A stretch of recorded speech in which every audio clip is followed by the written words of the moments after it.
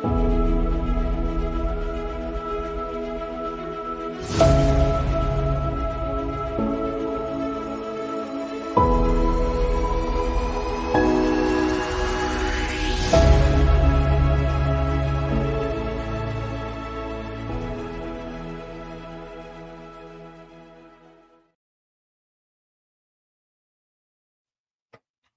good evening, everyone. Today is a Sunday. We are lucky to have another session with you, together with my friend and my co-host, Mr. Meguda. Mr. Meguda, I'm giving you this opportunity to say hi to the viewers, and today I'm giving you the opportunity to welcome all the viewers. So kindly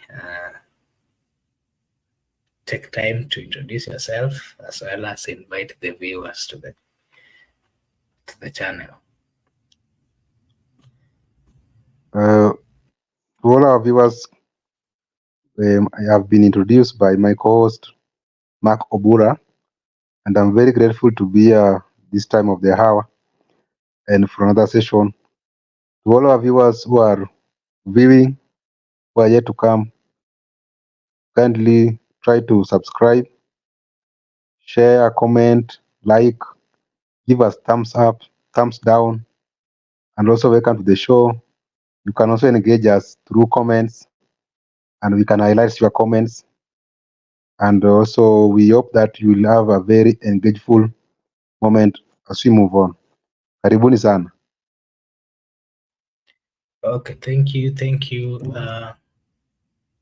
Maybe to ask, how was your day? And I can see today you're in Jersey. I don't know for that's a Jersey for which football team.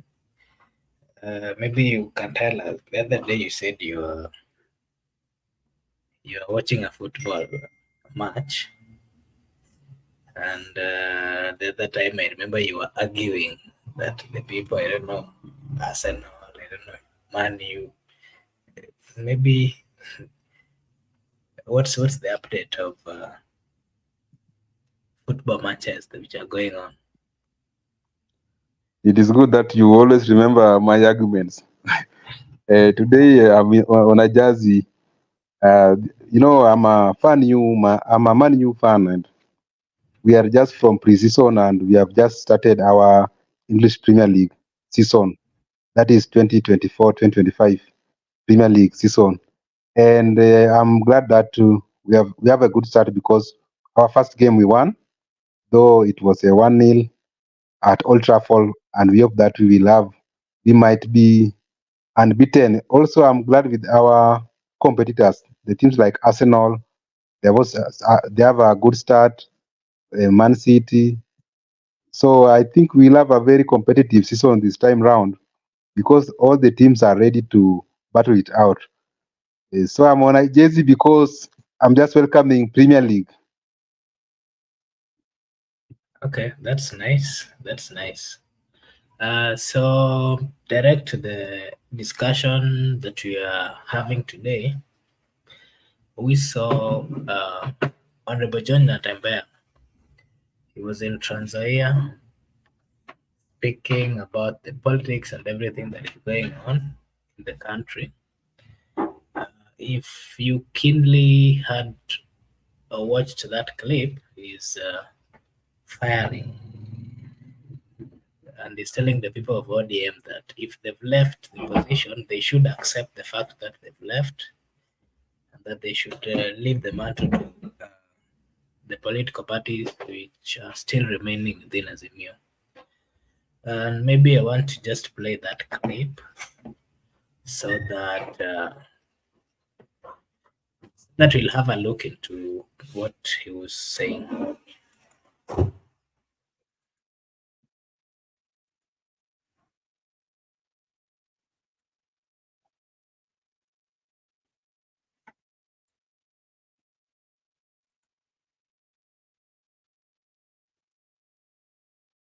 Serikali na miguu miwili, wacha kuweka mguu mmoja kwa upinzani, ingine ndani ya serikali.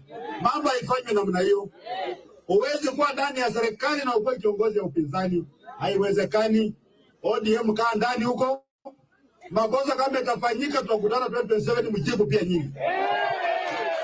Hapana kwenda kujificha huko, itafika 2027 mnaanza kusema wao tujaribu kusaidia Ruto ikakuwa ngumu, nini mnatoroka na kurudi pande hii. Hatutakaribisha nyinyi. Kaa huko na mfanyie Wakenya kazi ama namna gani? Alafu wakati mambo yanakuwa kali mnatoroka. Kaa huko. Tumeona watu wetu wakae huko, sisi tukae pande nyingine ya upinzani ama namna gani? Na tunataka hata katika bunge kiongozi ya upinzani asitoe mtu ya ODM, because you cannot oversight your own government. Ama namna gani? Wacha tukue tu wangwana. Hata mheshimiwa Raila anajua tukipigana mambo ya vyama vingi, alikuwa anajua natafuta demokrasia. Kukua kwa upinzani sio makosa, kukua kwa serikali sio makosa. Hata wenye wako na upinzani wanang'ang'ana kuingia kwa serikali. Ama namna gani? Kuunda serikali. Imefunguliwa kadirisha, mmeingia ndani ya serikali, ingia ndani ya serikali. Ingia ndani ya serikali. Na mkae ndani ya serikali. Sindio? Maana hii ni UDA ODM government. Hakuna mambo ya nusu. Kama kuna mtu hajawaambia, watu wa ODM wako na maloya. Hao maloya kwani wanajua mambo ya petition peke yake? Watakana wa advise mzee Raila ambaye ni kiongozi wetu Azimio. Wamba wakati ODM imeenda kwa UDA huko ndani. Sasa imekuwa UDA, ODM, ANC, Ford Kenya, wote wako. Mr. Meguda, I think you've watched or you've seen the clip. This is not the first time that parties within Azimio are having problem with the ODM. And if we look at what happened sometimes back, when ODM joined or had an handshake with the former president, that's Uhuru Muigai Kenyatta, if you can remember, ODM, but then they were still in NASA, and Kalonzo Musyoka was still a close ally of Raila Odinga. So when they joined handshake, we saw them, before they made it officially, there was this argument from members of parliament who are coming from other leaders who are not from ODM. They were saying that Raila went for the handshake without informing them, and that brought an issue. We are seeing the same problem this time round. Raila had a discussion with Ruto, and the funny thing is that they are still claiming that they did not have any pack or any signed MOU with the ruling party. But this has really angered the parties which are forming Azimio.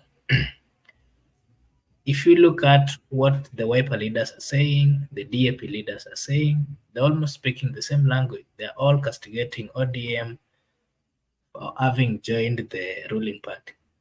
I think you've watched the clip. Maybe you can give us your thought on that and why they keep on castigating ODM.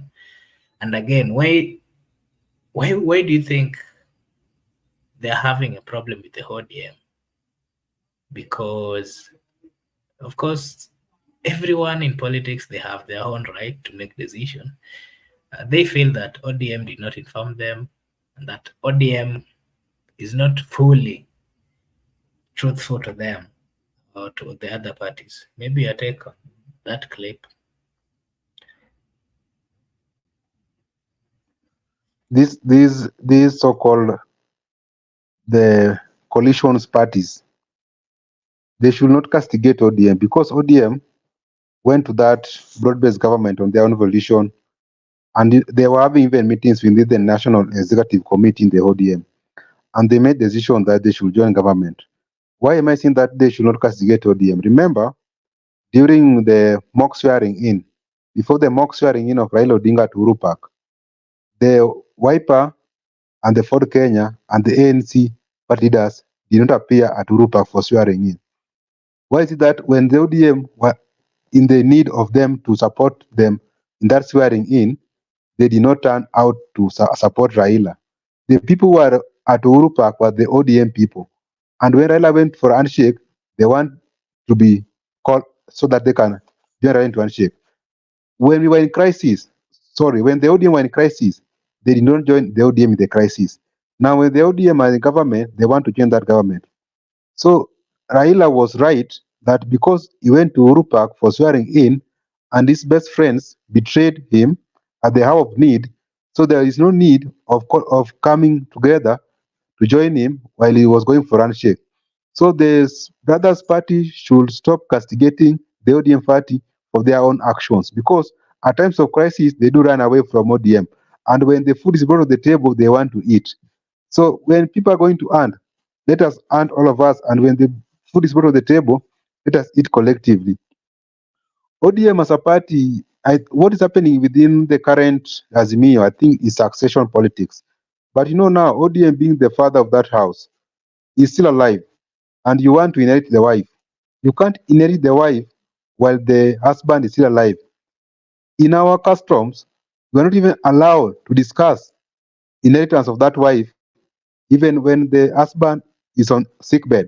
You allow the husband to die, then you can discuss the inheritance of that wife, or you can discuss succession.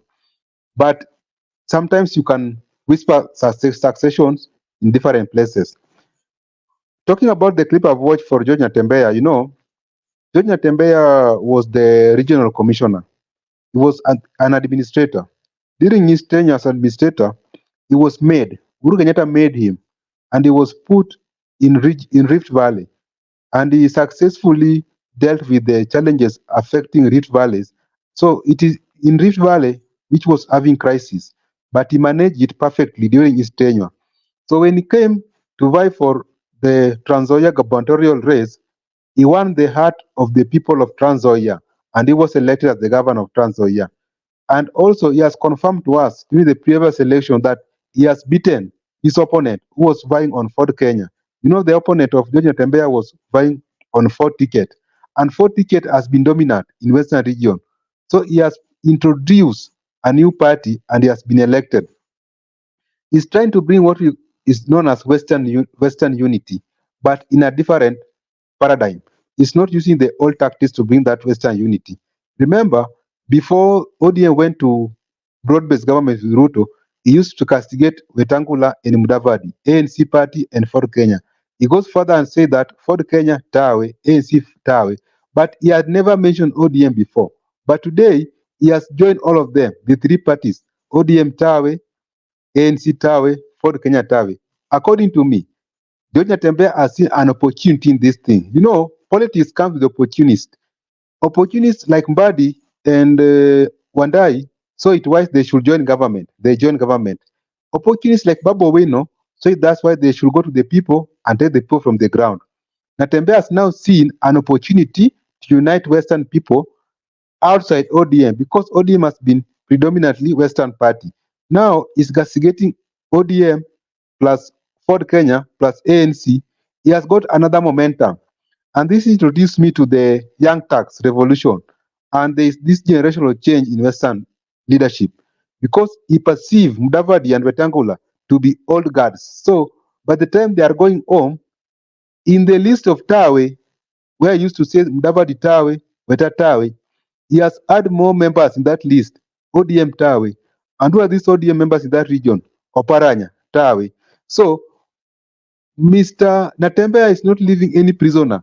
Anybody who is against the generational change in Western Kenya is including all of them to be Tawe.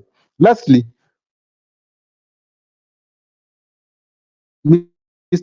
Natembeya's government, when you are outside, you don't need to oppose the government within.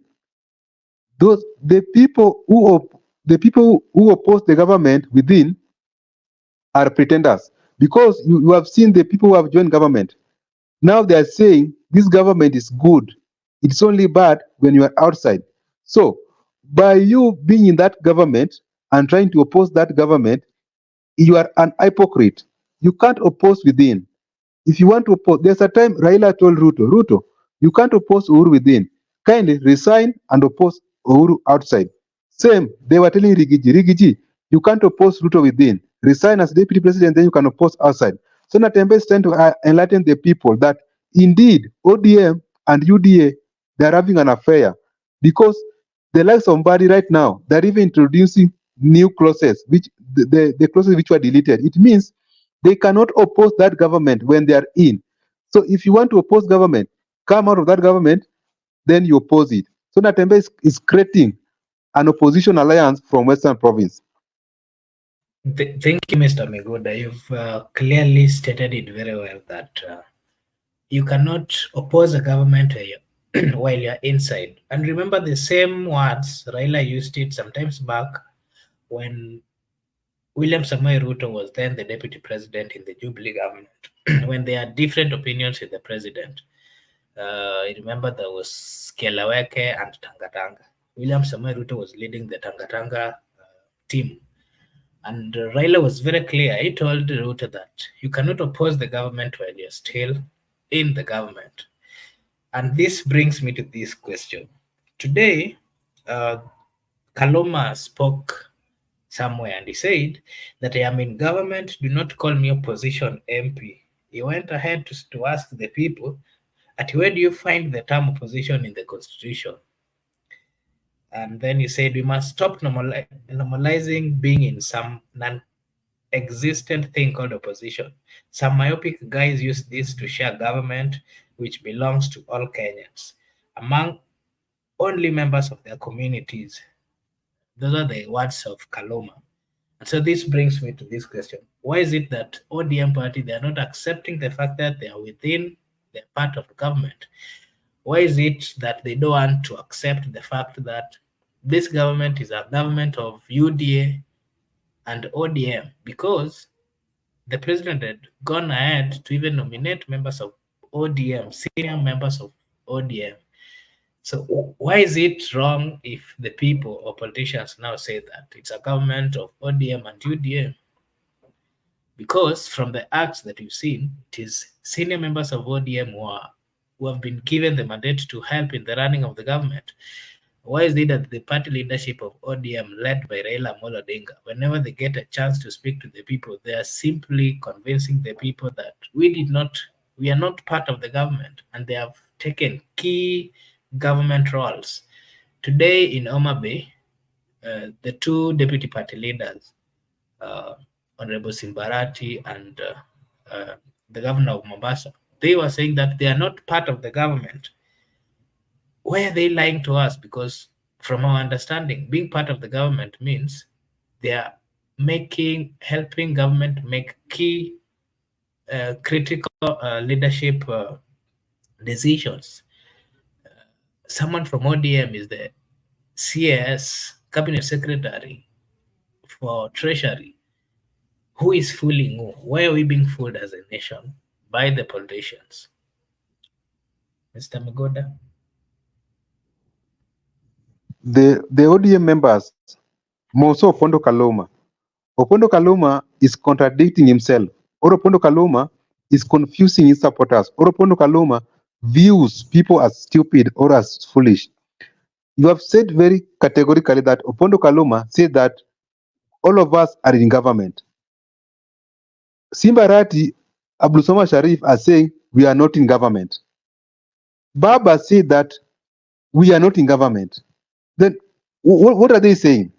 Who are these people? Why are you saying that all of us in government? Then outside you are saying we haven't joined government, we are in opposition, we have just voted our people, but us, we are outside government.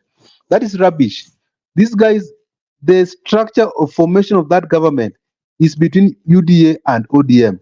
UDA and ODM have taken key positions in the cabinet. These guys form part and parcel of this government. They are in this government.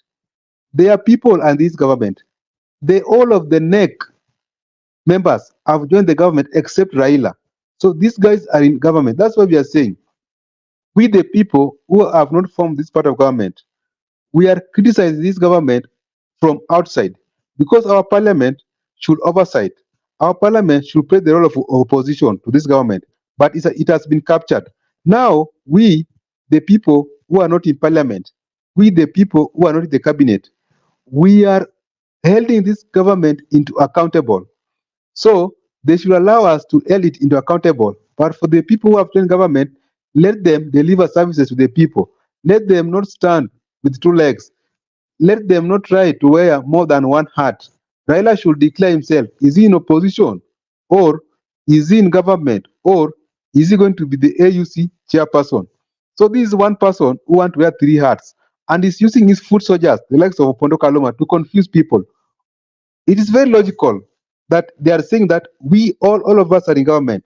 And when they are in the funerals, when they are in the market, they are saying that we are in opposition. And you can see the places they are saying they are in the opposition. They are talking in Kisii, in Luo Nyanza, in Coast, in Western. They are saying we are in opposition. But whenever they are in Central Province, like Opio, and I say that we are in government. This is a broad-based government. This is a unity government. So you see, they are choosing places where they can purport to be the opposition, and they are choosing places where they can purport to be the in government. This politics is full of hypocrisy. Opondo Kaluma should be very honest. He should not contradict himself. He's a senior counsel and he should know that people are watching. People are following these things very keenly. They should stop confusing their people. As for me and my supporters, we are convinced beyond reasonable doubt. ODM and UDA, they form the structure of this government, and each and every action that this government might fail come 2027, all of them will be held liable.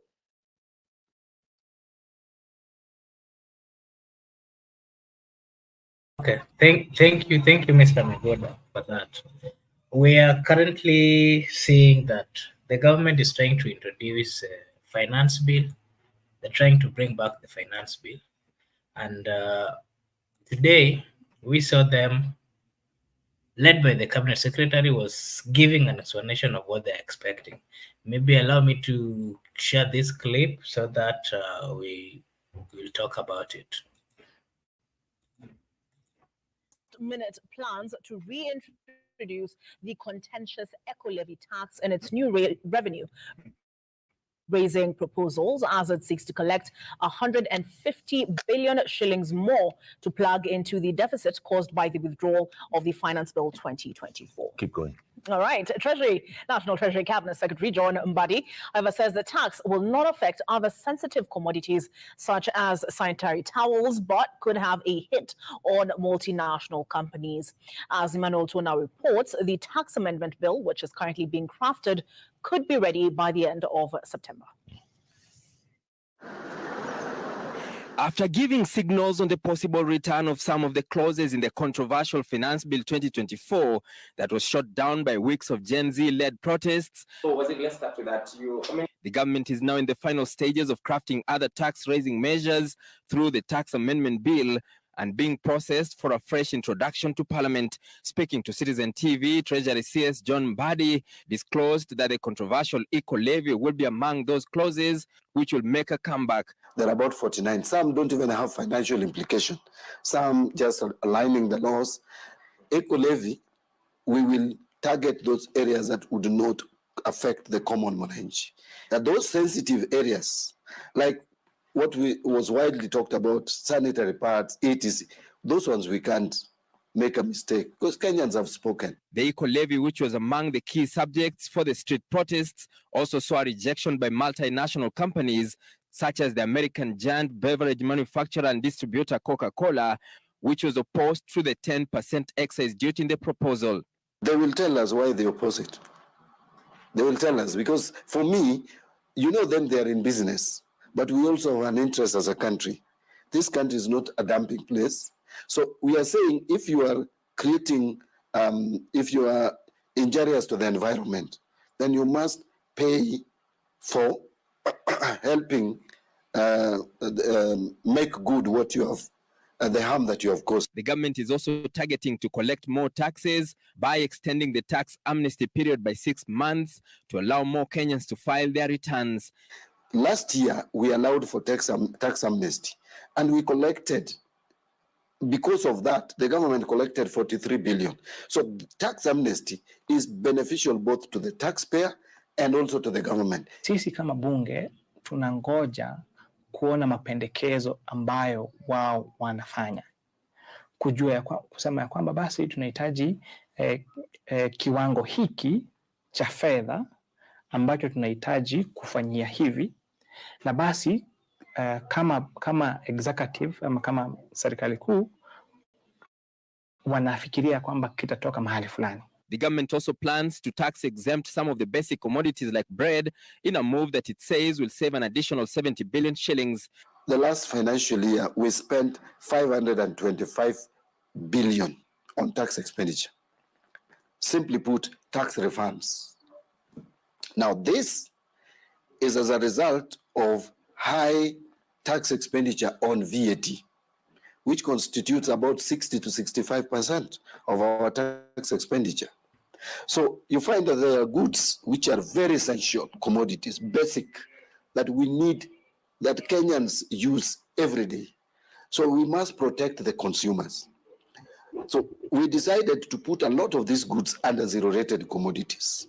CS Mbadi also says a raft of changes at the Kenya Revenue Authority will be instituted, which will also bring to the coffers another 105 billion shillings by sealing all loopholes through automation of systems. If we do reform KRA the way we want, the way I am thinking about KRA, we can get no less than 400 billion more. In fact, some people project even 600 billion.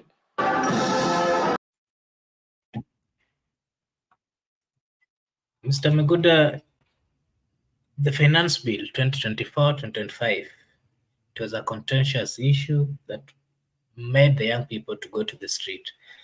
And among the things which were in that Finance Bill were talking about increasing, for example, very basic needs like bread, sanitary towels, sanitary pads.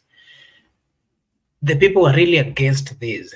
And now the CS is saying that they're going to realign the law and ensure that those which are good for the people are going to be brought back, and then those that people said no, they're not going to include. Maybe your take on what you've seen as per the thinking of the cabinet secretary. Do you think is in the right track and is going to manage the whole finance bill without having issues with the people of Kenya?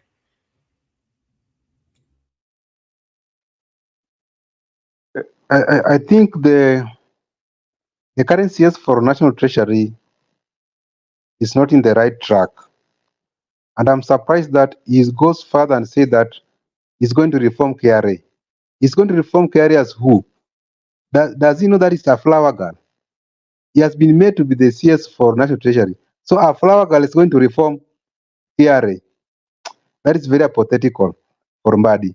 Mbadi is now speaking the language of Kimani Ichung'wah. Mbadi is now speaking the language of Kimani Kuria.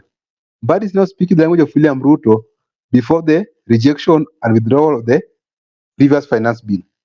These are the languages which these guys used to speak. What has changed? Mbadi voted no, and Mbadi rejected it in totality. In fact, he goes ahead and withdraw all his amendments as the nominated member in parliament. He proposed some amendments and withdraw them. What is it that today Mbadi is saying that 49 clauses are good in that financial bill? And he said that we rejected it in totality and withdraw all our amendments. In fact, when MP for Suba South, Carol Omondi did not withdraw his amendments. But Mbadi said that we, as ODM, we have agreed unanimously that we are going to withdraw all our amendments. What has changed within these 3 weeks that Mbadi is now speaking that those 49 clauses should not be removed, they should be introduced? And Mbadi goes ahead and say that the finance bill does not affect the common mwananchi directly, and is quoting 2 things. He's quoting sanitary towels and the bread. Mbadi doesn't want to quote some consumption. Consumption affects all of us directly. VAT affects us directly. The flower girl is not going to reform anything. The flower girl is not going to bring any reform. Let him sing to the king's tune, and we are watching them. Remember, before the rejection of finance bill, Gachagua did not support it at the cabinet. And Gachagua did not even support it verbally. Today, Mbadi is coming in with so many reforms, with so many promises. And we have seen the Gachagua has taken a stand. Mbadi will just meet the wrath of the people. But I'm sympathizing with him. Let him play the role of the flower girl. He cannot persuade us further. If Njuguna, who was there, could not bring these reforms. And remember, even before the introduction of finance bill, Njuguna used not to speak. What is it that today Mbadi's crime is trying to tell us that he's now speaking, he's going to reform the whole Mbadi's joking. Let him play the role of a flower girl. There's nothing he's going to reform in that ministry. Okay, very well.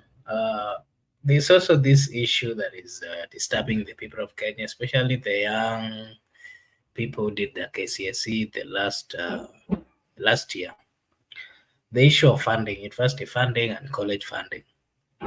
The government came up with an approach of trying to categorize students depending with their needs, depending with the category. I mean, depending with the I mean the families or where they're coming from, whether they are rich, poor.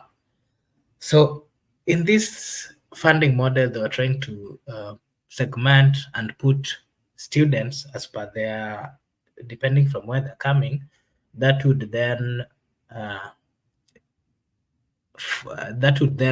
help them know how much a student would be given when it comes to loan, when it comes to upkeep.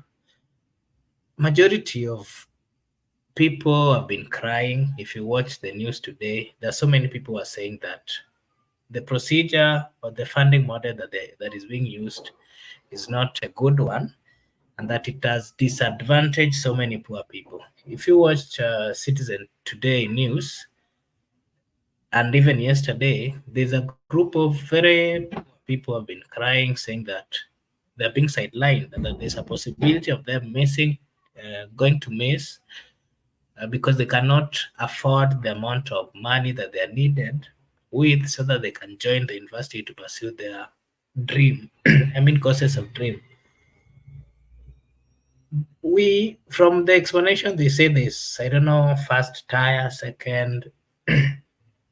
Maybe your take, Mr. Migud. Do you really think this reform that they came up with is going to help the people, especially the young people who are joining university, or in totality is going to disadvantage the young people? Because from what we've been seeing, if I saw the person who was being interviewed, who is under that docket of funding, saying that there's a form that is being applied, that is being filled online, and it is final. So sometimes, from what we've seen, normally students go to apply these courses. They visit cyber cafes, and the people who works at the cyber, the people who help them. Sometimes the people at cyber may not get the right, may not capture the right information, and this has, to them, actually does not concern them. This has really messed so many. Maybe your take. Do you really think the kind of tightening that they put when it comes to the application process, so that someone would then know the right place where they're going to be placed is right? What's your take on this? Is it really going to help the people, or it's going to totally disadvantage the poor people? Because most of them have been saying that they have been placed in a sector where they are not able to even get whatever is needed of them so that they can help take their children to universities.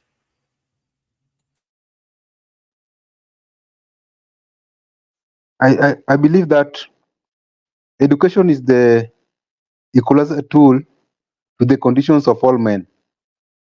It is only education that can make us to be equal. It's only education that can make a son or a daughter of an hustler to sit in the same classroom with a son or a daughter of a dynasty. It is through education that made me to meet Ruto's daughter, Jude Ruto. It is through education that made me to start in the same class with John Mbadi's son, Max Badi, that was my classmate. It's through education that made me to study in the same class with Uwasu, Secretary General, Constantine Masonga. Why, if were it not for education, I could have not met those dynasty kids. If were not education, I could have not mingled with them.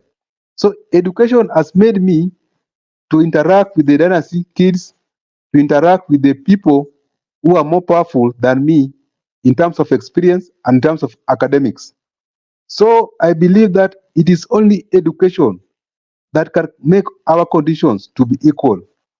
By the government introducing new funding model to prevent those people who are less privileged in terms of financial status to join to university, that is very wrong, and I think it's unfair, it's unjust, because the people who are making these decisions, the president himself is a product of education. The current CS for Treasury is a product of education. Even the members of parliament, most of them are a product of education. They are having the former funding model, which propelled them to those positions and made them to be where they are today. Why are they introducing this new funding model to our young citizens? They should not introduce this new funding model because our young citizens, if you look at the statistic, during my time, the people who used to make it to national schools, majority of them were from the humble background. And the people who used to make it to the university, direct entry, were from humble background. The kids of the rich people used to have their way out. Most of them go and study abroad. Some of them have money to pay in the private universities. But majority of us, we usually go to the public universities. Why are they introducing this new funding model to affect us in these public universities, to affect the lesser in the society? These people who are introducing these policies are against the thriving of the young citizens. Education should be made free. Education should be free from kindergarten to university to allow people to have opportunity, because it's only through education that can equalize each and every person. Because in our classroom, people are coming from dynasty families. Some are coming from the hustlers families. Some of my colleagues were driving big cars. Some could afford air tickets. But the only thing that could make us equal or the same is the same lecturer and the same exams and the same cards. So education should not be taken lightly and should not be played with this current regime. So I condemn whatever they're introducing to this country, and I urge all the student leaders from across the university in this country to mobilize and organize and go to demonstrate, so that because the government, the language they can understand is demonstration. They should come out, barricade the roads, and demonstrate peaceably when they are unarmed, so that this new funding model should be reviewed. Thank you, Mr. Megoda. In Kenya, we've seen high level of unemployment, and this is as much as people are educated, people are learned. The only thing they lack in Kenya is jobs. So this has made people start looking for greener pastures in countries, especially in Asia, in the Arabic countries, in Europe, and in America. In this quest of looking for greener pasture, some people in this country, Kenya, they're taking advantage and scamming Kenyans. We've seen scammers in Eldoret. The other time, we see even politicians were involved. They mobilize, they come and tell the people that they're going to help them go abroad, that they know some people abroad, that there are jobs abroad. So people pay money. Some of them even sell their land. Some of them go take loan. And then at the end of it, there's nothing that they receive. What they receive is they're being told whatever they've been pursuing is nothing. That has really angered so many Kenyans. Out of that, we saw there's a lady who became an activist called Tarus. I don't know, Mercy or Nasi Tarus. She's been on. She's a popular lady trying to fight for others. But again, we saw the same thing happened in Eldoret, where it's being said that this guy was a pastor. He came preaching to the people, and then out of that, he convinced the congregants that he would help them secure a job, and that they should bring money so that even if they don't go abroad, there is a certain percentage that profit that they would be getting out of what they've contributed. People have been contributing a lot of money, and then they end up getting into the hands of scammers. And the government is not actually helping the people. The government is not protecting the people from these scammers. It is the government who has created this environment for these scammers to thrive. And it is because they cannot solve the issue of unemployment, the people are trying to find their way out by trying to invest. But the most painful bit is that they are falling in the hands of scammers. Mr. Migoda, maybe your take on what we've been seeing when it comes to scammers who are taking advantage of the poor Kenyans who are trying to look for greener pastures outside the republic, because in Kenya it's not, they're not finding it easy. I condemn the scammers who are particularly taking advantages of the poor Kenya with the highest terms possible. But my blame is on the facilitators, those people who are facilitating these scammers, the politicians who are giving them room to come and do their dealings in their counties. The issue of Eldoret, I believe on Thursday, Mercy Tarus will be here, and Mercy Tarus will give us an elaborate view over it. But I would just like to leave it at that point, because the people have moved to court. The matter is still alive in court, and I will not discuss that matter because it's still a live matter in court, and it might be perceived to somehow trying to influence the outcome. But I condemn those people who are facilitating these scammers, those people who are giving them license to come and operate within their counties. I don't know if you're aware that there's another one apart from that you're talking about, the one that you're talking about. There's another one that was just revealed, I think it was yesterday. So as a country, I think we are not really heading in the right direction. If such kind of things would happen in this country, and from what we are getting as the people, is that whenever citizens try to report these people who are scamming, they're being protected directly by the police officers. If you report them, the police officer will take no action. And again, they are very close allies with top politicians, so it is tough to deal with them. I think as a people, we have to be careful, especially with these deals of taking people outside Kenya. If there would be a way of getting some data of the amount of money that people have lost to scammers, I think it would be almost 1 trillion, because not just people going to Canada or USA, but again, we've seen some years back, we've seen a number of young ladies going to the Arabic countries. Most of them have actually been scammed. And the most painful bit is that the people who are always trying to get out of this country are the young, poor people. Just because they cannot find anything, either they go take loans or they sell land, and then they end up getting into scammers. So my appeal to the government is that they should ensure that they protect the citizen. And if they cannot protect the citizen, they should simply resign and let those who can lead the do. Miguda, and the next thing that I wanted us to talk about before I end the show is the issue of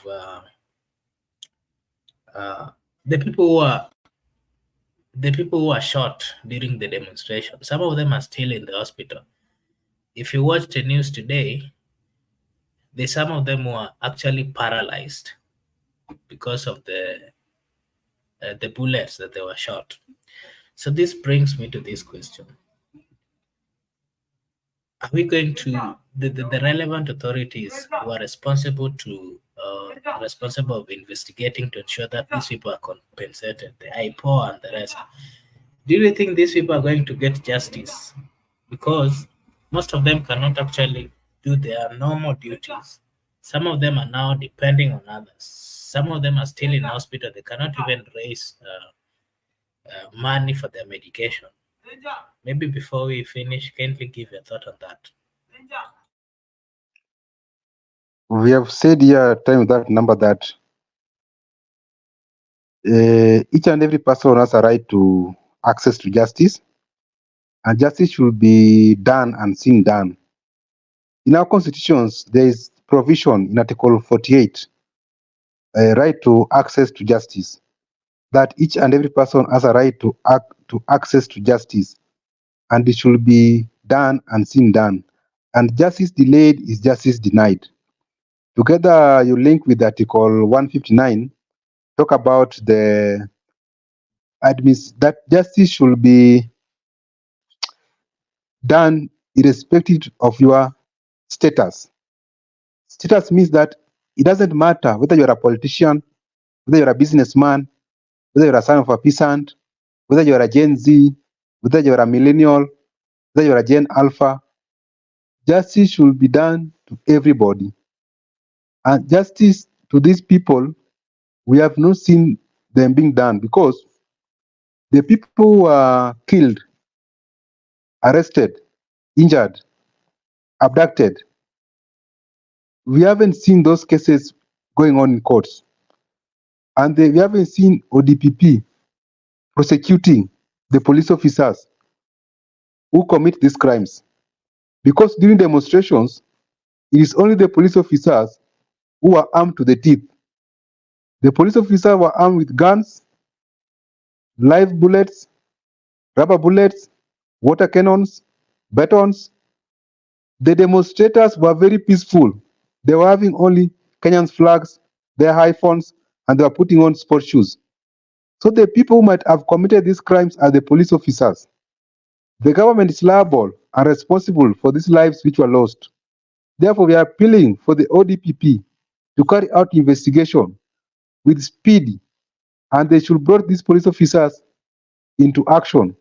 They should be arraigned into court, and they should be charged, particularly with crimes against humanity, so that we can ensure that going forward, there is no police officer who has a sole duty to kill a peaceful protesters.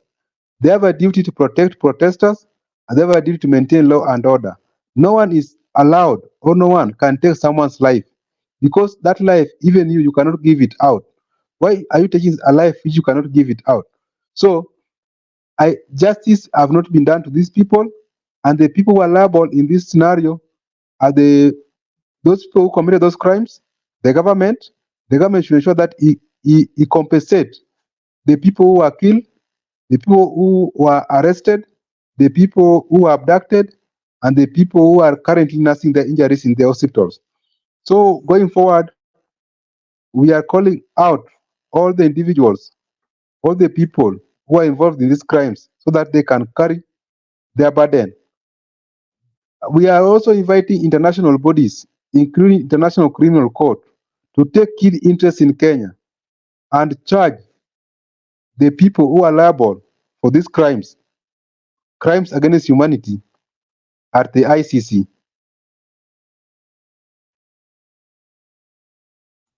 Okay, thank you, Mr. Migoda. Before we end the show, allow me to take this opportunity to say thank you to Brenda, Obedi, Judith, Benson, Kenya Newsline. Thank you so much. Atticus, I'm Atticus now. Thank you so much for being, for joining the show today. Thank you for your comments. If you're new here, kindly like and subscribe to Brother Benson Media. Our main aim is to inform the people of Kenya what is happening in the Republic, and any youth or anyone out there who maybe has anything to share with the people, you're highly welcome. We will give you a platform. You can always reach us via mail that is there in the YouTube. And we want to take this opportunity. I'm taking this opportunity to maybe Miguda, before we close, give us your last remarks.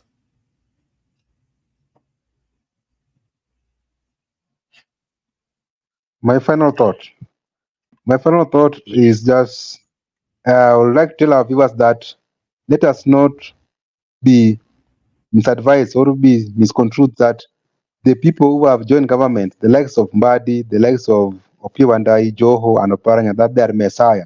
They are not Messiah. These guys are going to dance to Ruto's tune, and we expect more to come unexpectedly than the previous which we had. So these are not messiahs. These are just same monkey, different forest. To our viewers, to our loyal viewers, we are very grateful because without you, we can't be here. And also, I'd like to thank the following people you have mentioned, and also like to tell you to subscribe. For those who have not subscribed, for our usual subscribers, kindly share, comment, and also give us thumbs down, thumbs up. We'll be very grateful. Thank you. Okay, thank you. If you're new, kindly like and subscribe. You can invite your friends or relative to be part of the media, Brother Benson Media. Until tomorrow, allow me to take this opportunity to wish you a blessed night. That is, if it's night, we're in a country where you are, and if it's maybe afternoon, good afternoon or good evening. Thank you so much for being with us. And till tomorrow, bye bye.